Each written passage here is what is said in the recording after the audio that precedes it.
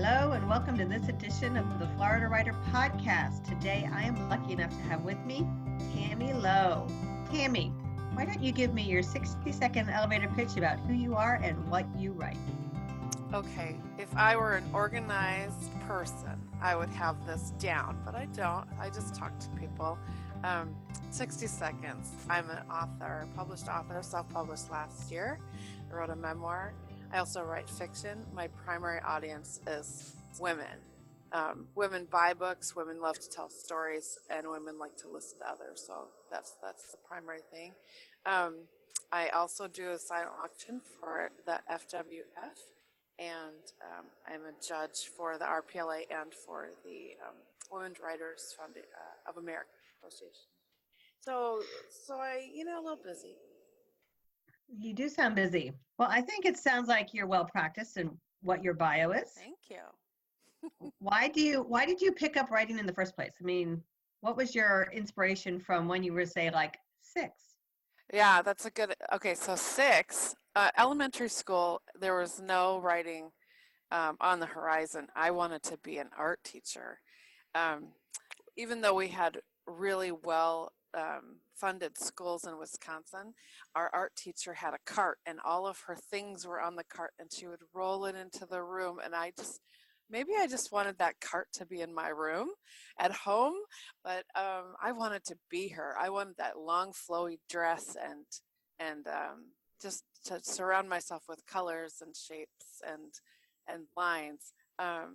But then I had, obviously later, I had an autistic son, and he learned to read when he was 2. And his whole world was about words. He was reading like the stop sign, S-T-O-P, stop, like every time we stopped at a corner in the car. And he reframed me in a way. So I started to see a lot of color and description and lines and shadows in words in the books that we were reading together, and we would sit on the couches and read 2 copies of the same book with each other, and it was such a beautiful thing. I loved doing that with him. So that became, I paint with words now. I think of words as bright or flat or faded or contrasting. And there's nothing more exciting to me than shifting the same story using different formats or different orders. It's just drop and paste huge paragraphs or chapters. That is fun. That is exciting. So arranging a book is kind of like rearranging the furniture in the living room. I do it about every 6 months just to make myself happy. I could come back and rearrange those things over and over. It's never finished. Right? It's just, at some point, I suppose it's done, but it's never finished. That's correct. Yes. We writers, we are never finished with a piece. We can always edit it. I go back and things I've written ages ago, and I'll think, oh, why did I use this word? Like something simple, like, I had to use was instead. And I was like, what was I thinking? So, right. Or some prepositional phrase. Like, why would I choose that preposition? That's a strange idea. Where did that come from? Exactly. And you wrote a memoir, and I want to know a little bit more about this memoir. Okay, so I published it last year, and it is the story of my adoption at age 22 into a Mormon family. I grew up in a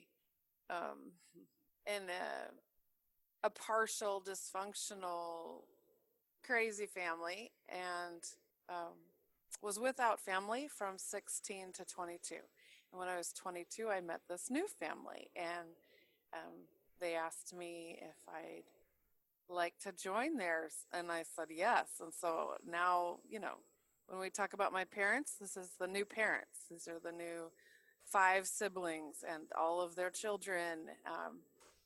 And while I'm not Mormon anymore, they are still loving me, and I'm still loving them, which is a beautiful thing.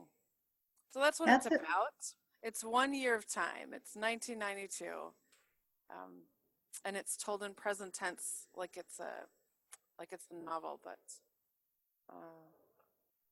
It sounds like you've had an interesting life's journey. yeah. Yeah, and it's only half over. Can you imagine what's going to happen next? I have no idea. I imagine it gives you lots of inspiration for stories that you've written. Yeah, there is some. A lot of the characters are people in our family or people I've known, but honestly, the plots are all, a lot of them are dreams that I have. About 5 in the morning, I wake up and write down a dream, and that becomes a bigger story. They're very vivid. And maybe it depends on if I had alcohol the night before. I'm not sure. But most of the plots come from that, but the characters definitely come from people I've known. I like that idea that you can sit down and journal your dreams. I have trouble doing that, partly because I'm so groggy when I wake up and remember what my dreams were, but then by the time I go to write them down, they're all fuzzy again. Yeah, yeah. I think it usually happens when I have sugar the night before. Well, And I sugar have to can do. be free writing. Like if I free write during the day and I'm just in a general practice of writing, even if it's just journal writing or a writing in my planner, whatever it is, then I'm open. The door is open, 5:30 a.m. That's where I'm at. Do you write at 5:30 a.m. or are you just metaphorically saying 5:30 a.m.? No, I seriously turn the light on and I get the pad of paper and I write down the vivid scene and then I go back to sleep. Every day at 5:30?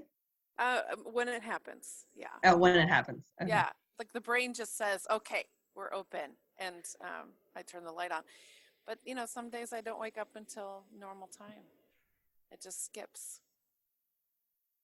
What is that? I have no idea.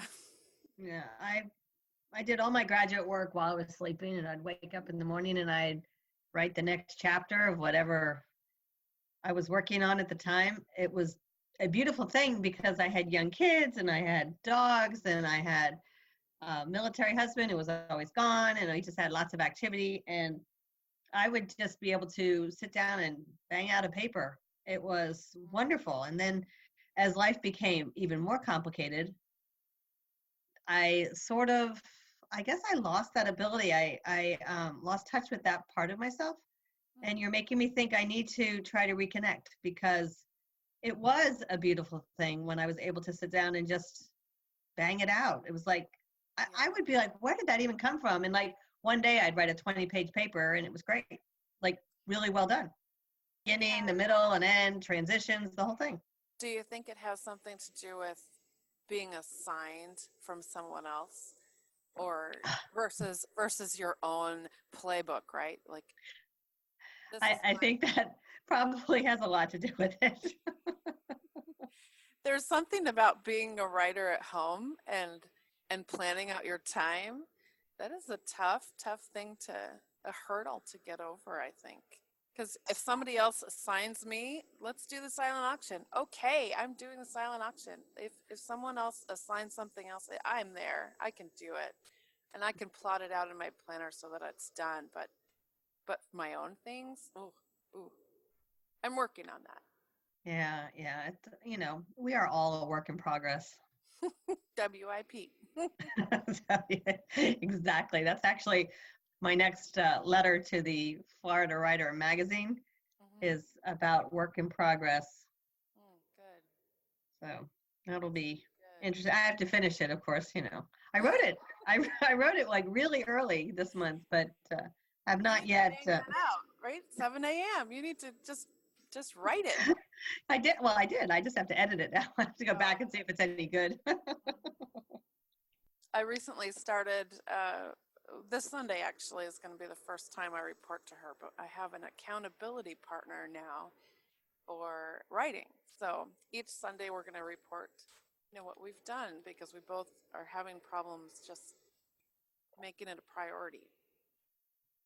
That is a great thing. I love having an accountability partner. I tried doing that for a little bit, and it lasted like 3 weeks, and then it faded away. Don't say pretty that. That cannot happen. I was going to give you some pointers. Is that Ooh, yes. is to keep the expectations low and Hmm. whimsical, so that it's not so like, you know, I don't know. For me, it was like my partner, it became like her life. She let her life get in the way, and so it was work to her. It was like an added layer of stress to her Oh. to have to report in. And for me, I was like all ready, you know, I'm like, here I am, I've got it all lined up because I was excited, but it was work for her, and that wasn't gonna be helpful. Oh, okay. So maybe I didn't have the right partner. Well, maybe she just wasn't ready, right? Her like the thoughts create the feelings, create the actions, right? Cognitive behavioral therapy. I'm all over this right now.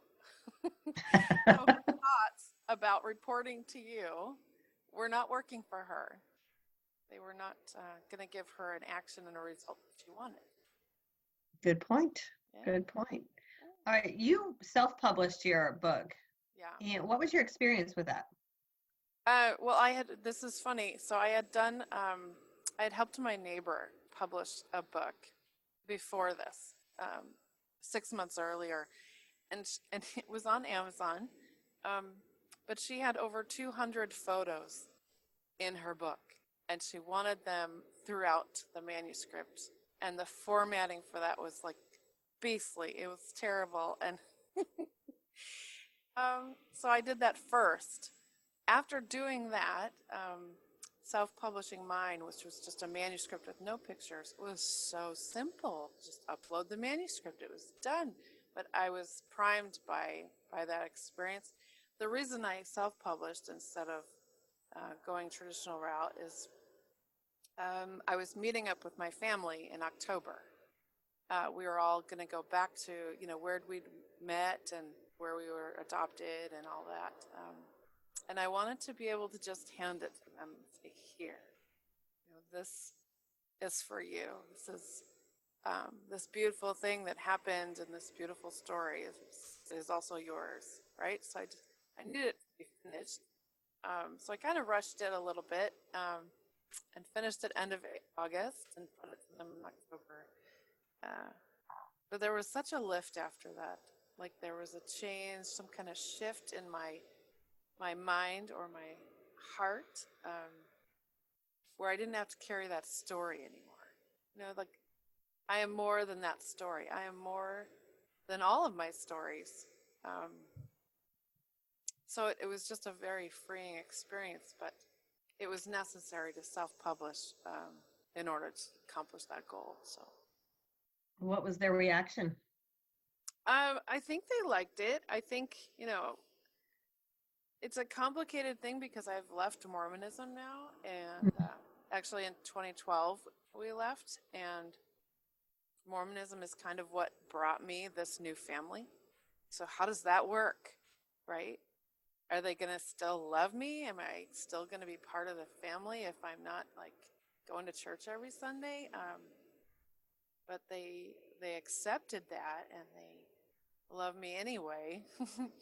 um, so so the book, I think they were happy to accept that and maybe a little proud of me for doing it. So it was a good experience. I would love to know more, but I think I should just order the book and then I'll figure out the questions I have. We can have a whole nother conversation about that because I think it sounds really like an intriguing experience, something that you'd see on a reality TV show. Right, yes. Well, and so this is interesting, in reading The Glass Castle by Jeanette Walls, her book, I just found the middle to be so heavy with all the negative stuff, right? All the bad things. Um, and I didn't want that to be the point of my story, because so mine has all the bad things, but it also is so much more than that. It's kind of, it's like the lotus flower in the mud. It's just this most beautiful thing contrasted with the horrific parts of humanity that we don't like to talk about. So it's very candid warning in advance. But but I think you can appreciate the good things when they're contrasted with all the darkness, right? That's my experience anyway. I look forward to reading it. It sounds to me like you would dabble in poetry. Oh, uh, um, I like poetic ingredients mixed into a manuscript, but poetry kind of scares me. I like nanofiction or short fiction, microfiction. I like short pieces, but all the constructs, it's almost like memorizing all the algorithms for geometry. Like that was the worst thing to learn in school. And poetry seems daunting that way to me. All the different styles and types. I can write poetically or use some of those elements, but I don't. Poetry scares me. It's so funny to me because I see poetry not as confined, but as freeing, as I can use any form, any structure I want. I can have single words in a column, and that could be a poem. And so it's funny how, because you speak very lyrically, that's why I thought maybe you would be dabbling in poetry. But tell me instead about your writing space. My writing space. So I have this ginormous bedroom. It's huge, and a third of it is the bed area, and then a third of it is the painting area with 2 easels and a big table for all the brushes and paints and things, because that was my thing. And then the other third is my writing space, and I have Christmas lights around the window and a lamp with words on the lampshade. I have candles all around to light, like to start my writing time. I light a candle, and all my planners are there for all the different parts of my life that I want to improve on. And I have some incense in the window. It's very wooey. It's very wooey, but there's a wireless speaker, a Bluetooth speaker, and lots of pens. Sounds like a very cozy space. Yeah. Tami, how could people get in touch with you? Okay, so everything is available through my website, tamilowe.com. No dots, no dashes. And my social media connections would be on there, and then any news about coming books would be on there also. And are you ready to switch to our rapid fire questions? Yes, please. What's your favorite color? Purple. Purple? Yeah. All shades of purple? No, only the sexy purple. It's not like lilac, it's not a baby's room wall. It's not the deep, dark, purple. It's the sexy in between purple. Audiobooks, yes or no? I aspire to audiobooks, but really paper is just where I'm at. The idea of having an audiobook on and the paper book in my hand, I think that would be fun. Reading along. It's a read along for adults. Sounds great. And do you have your old yearbooks? I only bought one, and it was from 1987, junior year. I bought it because there was a picture of my boyfriend and I at homecoming in there, and I just wanted that picture. Back then, nothing was digital, of course, so hard copies. It was worth it, $20. No, just one. Just one. All right. Well, Tami, thank you so much for stopping by. This has been another broadcast of the Florida Writer Podcast. Thank you so much for listening. Allison out. And that's it. That was fun. You're awesome. Oh, thank you. I'm having a good time. Tami Lowe writes fiction and nonfiction, primarily about and for women. Her memoir, Making Space for Me, My Mormon Adoption Story, was self-published in August 2018. Tami is a member of the Florida Writers Association, a board member of the Florida Writers Foundation, as chairperson of the silent auction. She is a judge for the Women's Fiction Writers Association Rising Star Award, as well as the FWA RPLA Award. Follow her on social media through her website at tamilowe.com. You've been listening to another edition of the Florida Writer Podcast. For more information about the Florida Writers Association, visit us on the web at floridawriters.net.